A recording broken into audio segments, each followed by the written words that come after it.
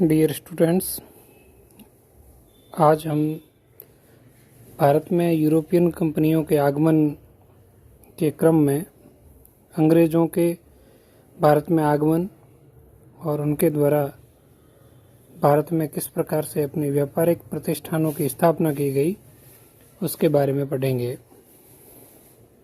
तो आइए शुरू करते हैं आज का टॉपिक, अंग्रेज़ों का आगमन और उनकी सफलता।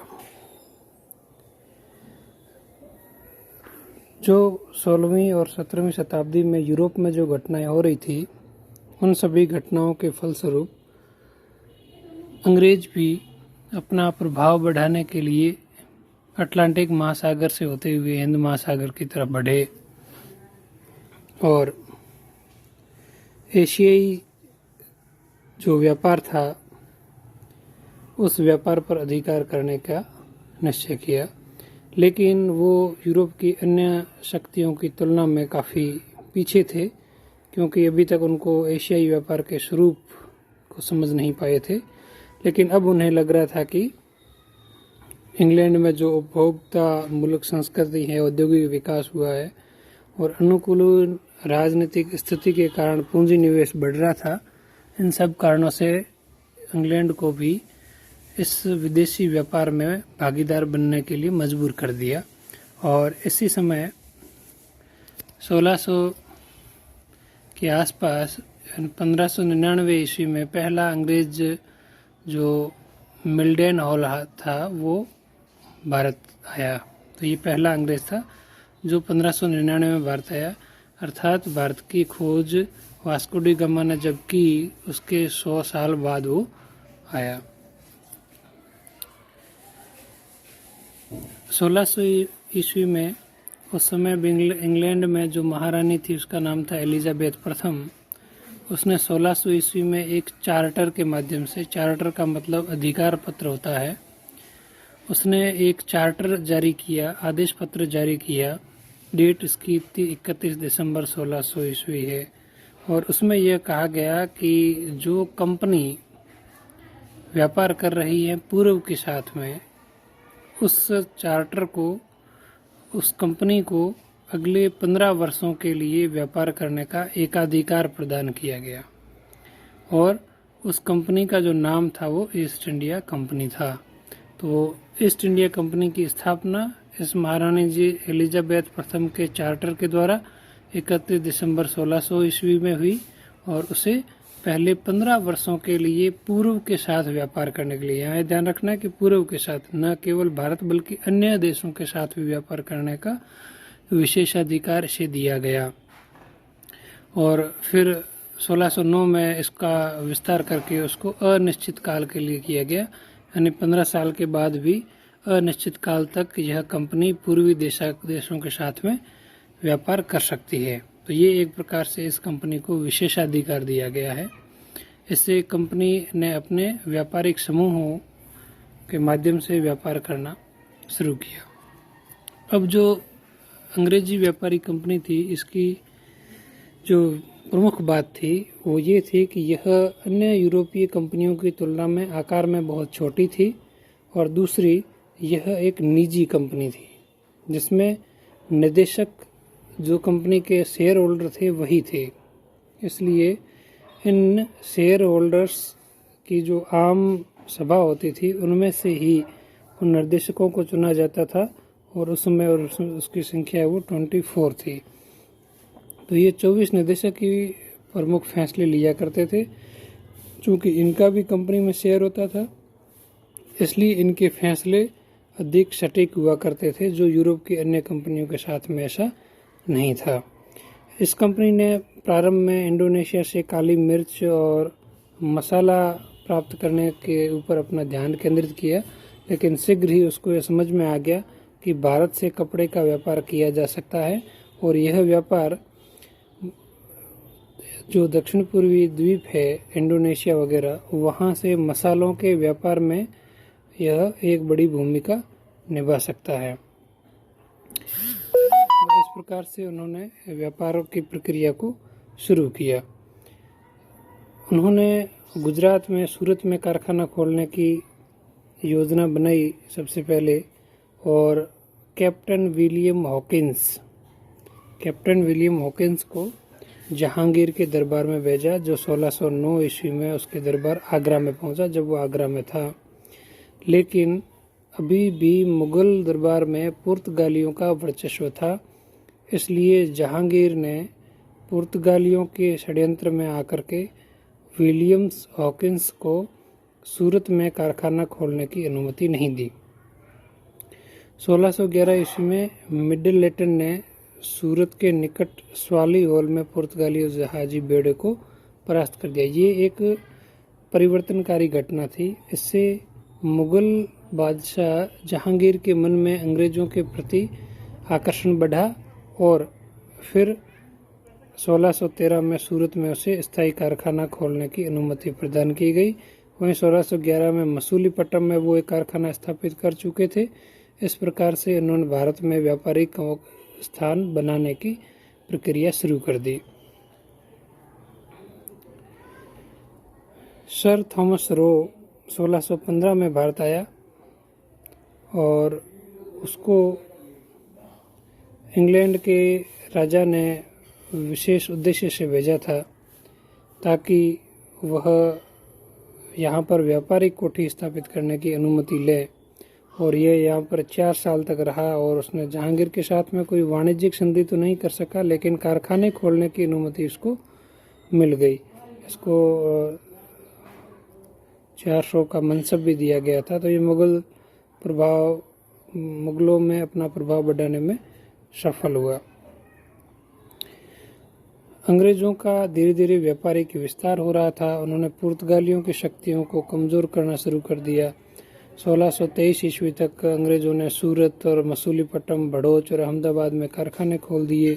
1625 में किलेबंदी कर दी सूरत की और मुजपुर पर भी अधिकार कर लिया, क्योंकि अब वो पुर्तगाली हैं, वो कमज़ोर हो चुके थे, इसलिए उनकी महत्वाकांक्षाएं हैं वो अंग्रेज़ों के धीरे धीरे बढ़ रही थी। अंग्रेज़ों ने 1639 में मद्रास जो था उसको एक स्थानीय राजा से लीज पर ले लिया। उस समय मद्रास शहर तो नहीं था, केवल भूखंड था, और वहाँ पर एक बंदरगाह के रूप में उसको विकसित किया गया और राजा को आधा सीमा शुल्क देने का भी वादा किया। इसके बदले में उसे किलेबंदी और सिक्का जारी करने का अधिकार दिया गया। 1640 ईस्वी में अंग्रेजों ने ऐसे चंद्रगिरी के राजा से मद्रास को छीन लिया। तो पहले तो उन्होंने पट्टा लीज पर लिया और फिर राजा से ही वो छीन लिया और यहाँ पर सेंट जॉर्ज नामक किले का निर्माण किया और वहाँ कारखाने की स्थापना की। सेंट जॉर्ज नाम याद रखना, कई बार परीक्षाओं में पूछा भी जाता है।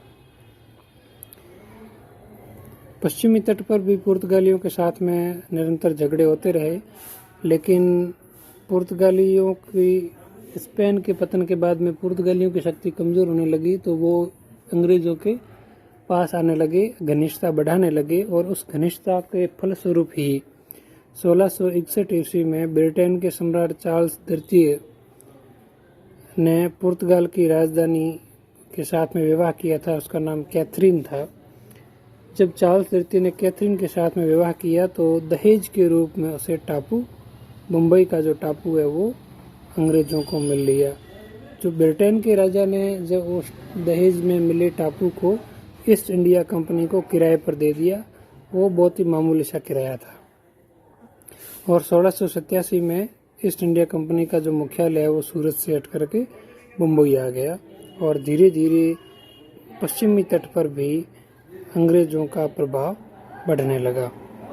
पूर्वी भारत में किस प्रकार से अंग्रेज आगे बढ़े, थोड़ा सा ये घटनाक्रम भी देखें कि 1630 के बाद में उड़ीसा के क्षेत्रों में प्रभाव बढ़ना शुरू हुआ। सबसे पहले उन्होंने 1633 में उड़ीसा के बालासोर में और 1651 में हुगली में कारखाने की स्थापना कर दी।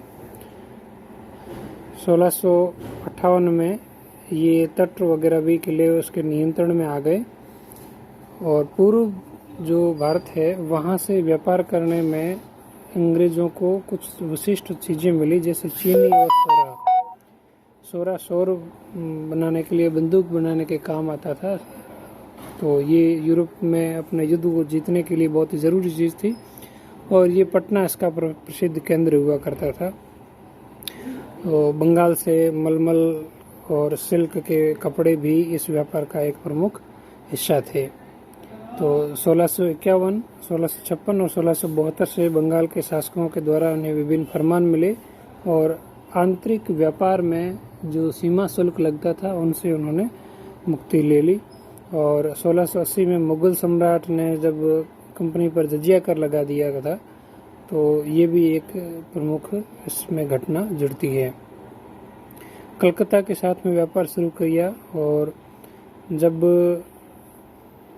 1696 में एक जमींदार ने विद्रोह कर दिया, तो उस विद्रोह को दबाने के लिए अंग्रेजों ने मदद की और इसके बदले में उन्हें 1200 रुपये में कंपनी ने जमींदार अर्थात राजस्व वसूल करने का अधिकार है वो खरीद लिया। और इस आमदनी से उन्होंने सुल्तानाती, गोविंदपुर और कलकत्ता इन तीनों गांवों की जागीर भी उन्हें मिल गई। तो सुल्तानाती, गोविंदपुर और कलिकता ये 3 छोटे छोटे गांव थे। इनकी जागीर जब मिल गई तो ईस्ट इंडिया कंपनी ने इन तीनों गांवों का एक साथ विकास करके इसको विकसित कर दिया और उसे कलकत्ता नाम दे दिया, जो आजकल कोलकाता है। तो कलकत्ता जो वर्तमान में है वो उससे पहले सुल्तानाती, गोविंदपुर और कलिकता ये 3 क्षेत्र थे जिसको अंग्रेजों ने खरीद लिया था जागीर के रूप में। और इस प्रकार से 3 प्रमुख बंदरगाह मुंबई, मद्रास और कलकत्ता पर अधिकार कर लिया। यहीं कलकत्ता में ही इन्होंने जो किला स्थापित किया था उसका नाम फोर्ट विलियम है। ये भी कई बार प्रतियोगी परीक्षाओं में पूछा जाता है, फोर्ट विलियम। तो ये फोर्ट विलियम का किला भी इन्होंने यहाँ पर स्थापित कर दिया। यहाँ पर इसमें भी लिखा गया है, मुगल साम्राज्य है वो धीरे धीरे औरंगजेब की मृत्यु के बाद में कमजोर हो रहा था। 1717 ईस्वी में जॉन सरमैन की अध्यक्षता में अंग्रेजों का एक शिष्टमंडल फर्रुखशियर से मिलने गया था और वहां से उन्हें एक फरमान यानी अधिकार पत्र मिला, जिसमें गुजरात और दक्कन में अंग्रेजों को मिलने वाली सुविधाएं बढ़ा दी गई। और साथ ही इसमें जो सबसे महत्वपूर्ण जो फरमान में हिस्सा था वो था ईस्ट इंडिया कंपनी को कलकत्ता के आसपास के अधिक क्षेत्रों में राजस्व वसूली के अधिकार दे दिए गए और बंगाल में मुक्त व्यापार की छूट मिली। ये बहुत ही महत्वपूर्ण क्लॉज था, बंगाल में मुक्त व्यापार की छूट मिल गई और इसके बदले में कंपनी को 30,000 रुपये वार्षिक रूप से चुकाने थे। साथ ही कंपनी को मुंबई में डाले गए सिक्के पूरे मुगल साम्राज्य में वैध कर दिए गए। तो ये जो 1717 का फर्रुखशियर का फरमान था, इससे अंग्रेजों को भारत में पैर जमाने में बहुत अधिक मदद मिली। तो इस प्रकार से बिना किसी विदेशी शक्तियों से या देशी राजाओं के साथ में विरोध या संघर्ष किए अंग्रेजों ने धीरे धीरे भारत के समुद्र तट के 3 प्रमुख बंदरगाह मुंबई, मद्रास और कलकत्ता पर अधिकार कर लिया और साथ ही भारत के आंतरिक भागों में व्यापार करने के लिए 1717 तक फर्रुखशियर से फरमान लेकर के आंतरिक व्यापार पर लगभग निःशुल्क या बिना सीमा शुल्क दिए अपना व्यापार करना शुरू कर दिया। इससे प्रतिष्ठा भी बढ़ी कंपनी की और भारतीय राज्यों को समझने में भी बड़ी मदद मिली। आज के टॉपिक में अपन इतना ही पढ़ेंगे। नेक्स्ट टॉपिक में अपन ये देखेंगे कि किस प्रकार से उन्होंने अन्य कंपनियों के साथ में या भारतीय राजाओं के साथ में संघर्ष का चरण जब आता है तो उनसे वो किस प्रकार से निपटे हैं। तो आज के टॉपिक में हमने यही देखा कि ईस्ट इंडिया कंपनी की स्थापना और उसका भारत में किन किन भागों में किस प्रकार से विस्तार हुआ।